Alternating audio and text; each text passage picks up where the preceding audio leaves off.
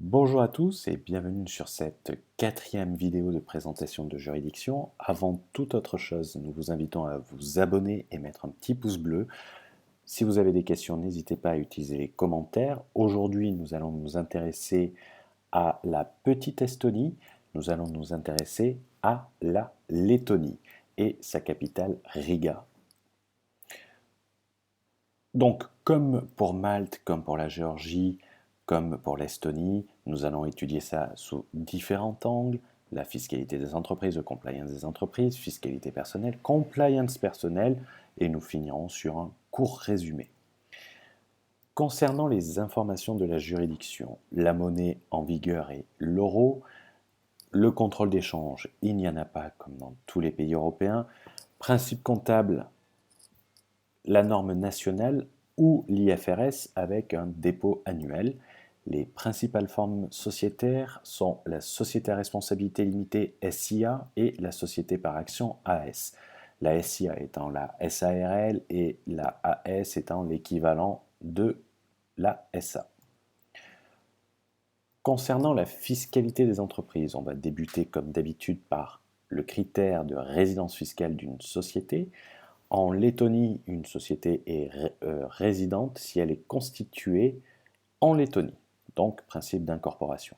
La base d'imposition, vous commencez à le savoir, une société résidente sera imposée sur ses revenus mondiaux, une société non résidente sera imposée sur ses revenus générés en Lettonie uniquement. Le revenu taxable, l'impôt sur les sociétés est appliqué uniquement sur les distributions. On retrouve là le principe en vigueur en Géorgie, également en Estonie.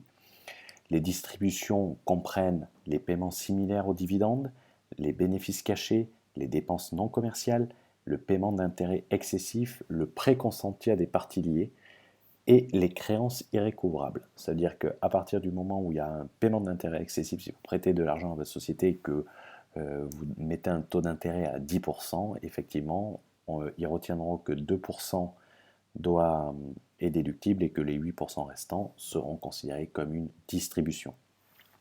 Prêt consenti à des parties liées, c'est si votre société vous prête de l'argent. Ça sera considéré comme une distribution. Concernant la taxation des dividendes, les dividendes pour les sociétés lettonnes sont soumis à l'imposition comme mentionné. Le paiement de la taxe se fait au moment de la déclaration et non au moment du paiement. Concernant les gains en capital, comme pour les dividendes, uniquement si distribution il y a. La vente d'actions sont exonérées de l'impôt sur les sociétés, même s'il y a distribution sous certaines conditions. L'immobilier, quant à lui, est soumis à une retenue à la source de 3%. Concernant le taux de l'impôt sur les sociétés, il est effectif uniquement sur les bénéfices distribués. Il est de 20% calculé 20-80 comme en Estonie, ce qui fait un taux d'imposition effectif de plus ou moins 25%. Sur les dépenses, le taux effectif sera directement de 25%, c'est-à-dire que si par exemple vous allez à un hôtel et que vous dépensez 1000 euros, vous devrez payer, suite à cette dépense de 1000 euros, 250 euros d'impôt si la dépense n'a aucun lien avec l'activité économique de la société. Si vous allez en hôtel à Hong Kong pour visiter vos fournisseurs, ce sera entièrement déductible, vous n'aurez pas payé cette taxe. C'est uniquement si c'est en dehors de l'intérêt social de la société. Concernant le crédit pour impôt étranger, il est disponible, mais c'est l'impôt le plus faible qui est retenu, local ou letton. C'est-à-dire que si par exemple vous recevez un revenu soumis à une retenue à la source en France de 21%, vous ne pourrez déduire que 15%. Si vous recevez un revenu taxé à une retenue à la source de 10%, vous pourrez déduire uniquement 10% et non les 20% de l'impôt letton. C'est le plus bas des deux. L'exemption de participation, la redistribution de dividendes reçus des payeurs résidents ou étrangers ne sont pas assujettis à l'impôt sous certaines conditions. C'est-à-dire si votre société reçoit des dividendes d'une autre société lettonne ou d'une société étrangère. C'est le régime Murphy.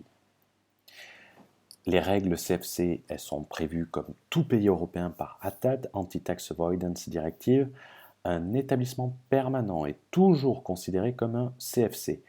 Cependant, les règles CFC ne s'appliquent pas en dessous d'un revenu de 750 000 euros. Concernant la retenue à source pour dividendes versés à des pays à faible fiscalité, il est majoré à 20%. C'est-à-dire si vous distribuez un dividende aux îles Caïmans, votre société devra faire une retenue à source de 20%. Il y a la liste sur le gouvernement letton. Donc, on n'a pas détaillé. Concernant le compliance des sociétés, année d'imposition, c'est le mois civil et l'année financière. Les comptes consolidés ne sont pas permis. Le dépôt des comptes, comme en Estonie, doit être produit mensuellement. Il peut être trimestriel dans certains cas, et cela doit être fait avant le 20 du mois suivant. C'est-à-dire en janvier, vous devez l'avoir déposé avant le 20 février, comme en Estonie. Les pénalités proches de l'Estonie, 0,05% par jour de retard. Cependant, des amendes peuvent être imposées pour la dissimulation lors d'un contrôle fiscal. Ces amendes peuvent aller de 10 à 300% du revenu occulte. La fiscalité personnelle. La base, c'est l'imposition sur les revenus mondiaux des résidents. La résidence, si on est résident letton, si son lieu de résidence permanent est la Lettonie, ou, c'est pas et, c'est ou, s'il est présent plus de 183 jours par an sur le territoire letton.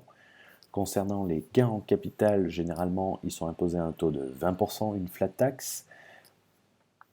Les taux de l'impôt sur le revenu, c'est une flat tax de 20% jusqu'à 20 004 euros, 23% ensuite, et il y a une surtaxe pour les revenus supérieurs à 62 800, c'est-à-dire jusqu'à 20 004, vous appliquez 20%, vous appliquez 23% de 20 004 jusqu'à 62 800, et tous les revenus au-dessus de 62 800, vous serez taxé à 31,4%. Attention, c'est les revenus salariés. Les dividendes et tout ça ne sont pas considérés comme du revenu. On le précise également, les revenus boursiers sont taxés à 20% quel que soit le montant. Concernant la compliance des individuels, l'année d'imposition, c'est l'année civile imposée l'année suivante, comme en Estonie et comme dans de nombreux pays.